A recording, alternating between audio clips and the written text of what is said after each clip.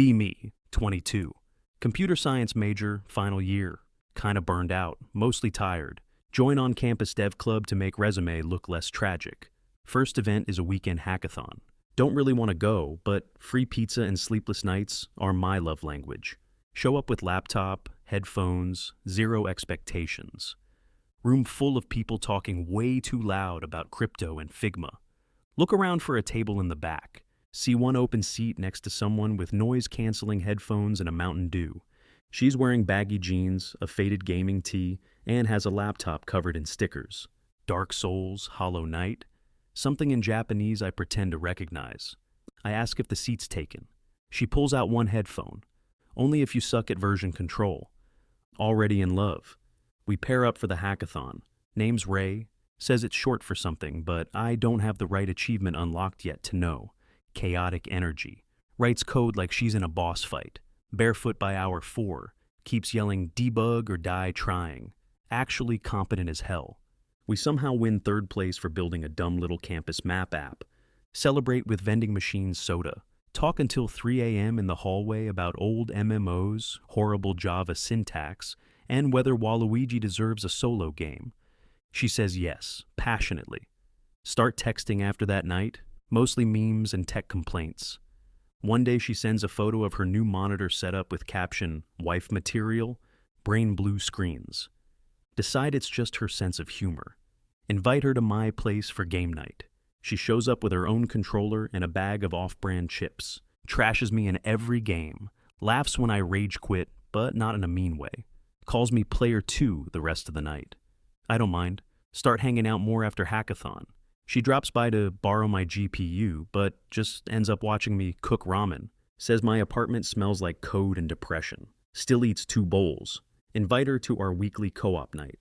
My roommates are skeptical until she wipes the floor with us in Smash. Calls it a team-building exercise. Everyone instantly adopts her. She's one of the guys, but sharper, louder, and funnier. Somehow manages to call me scrub and sweetheart in the same sentence. We work on a small coding project together for fun. She makes the UI look actually decent. My spaghetti code starts to feel less lonely. Start looking forward to her notifications. One night I send her a meme and she replies with, "You're dangerously close to best boy status." Not sure if I should flirt back or update my resume. Ask if she wants to come to D&D night. She shows up in cargo pants and a hoodie with dice already in the pocket. Has a chaotic rogue named T3P3S. Talks in a gravelly voice for 3 hours straight. Everyone loves her. I'm sitting there watching her roll nat 20s like she belongs here. And maybe she does. Except, every now and then I notice something weird, like how she never references games unless someone else brings them up first.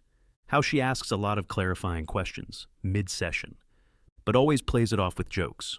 One time I mention an old favorite game, and she blinks. "Oh yeah, totally played that. What's it about again?" Don't think much of it, just glad she's around. Start catching feelings. Full-blown, she's funny, warm, chaotic good. And she actually makes me feel seen. Can't remember the last time that happened. Decide to tell her soon. But then something happens that makes me stop. We're at my place late one night. Post-game pizza, everyone else already left. She's quiet, kind of fidgety. Says, "Can I ask you something kind of serious?" I nod. She takes a deep breath. What would you do if someone turned out to be not who they said they were, but only because they wanted to be good enough for you? Heart rate goes to 404.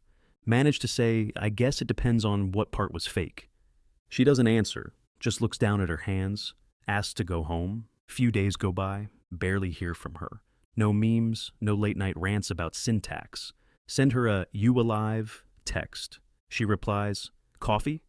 Meet her at some quiet off-campus cafe I didn't know existed. She's early, sitting at the farthest table, hoodie pulled up, no stickers, no pins. She looks different. Softer somehow. Nervous. Says, "I owe you the full patch notes." I brace for whatever this is. She takes a breath, starts talking, says she found me months ago through Mutual Dev Club Discord. Watched my GitHub, saw my name on the hackathon sign-up list. Started learning basic coding terms. Watched YouTube videos about game dev culture. downloaded a dozen popular games, trained on them like it was an exam, practiced her D&D character voice, memorized gamer slang off Reddit, even Googled how to talk like a tomboy. I just sit there, barely breathing. You're not into games? Not like you are. You're not a dev? I mean, I can write a for loop now. She laughs, but it dies quickly.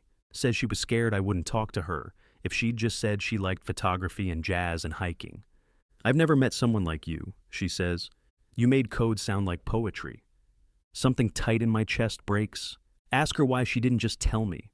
She shrugs. I liked who I was around you. I didn't want to lose it. Sits in silence for a while. I finally ask, so who is the real you? She looks down, then back at me. Ray's not short for anything. That part was real. Starts listing, loves indie films, plays piano when anxious. Was a dance major for 2 years before switching to digital media.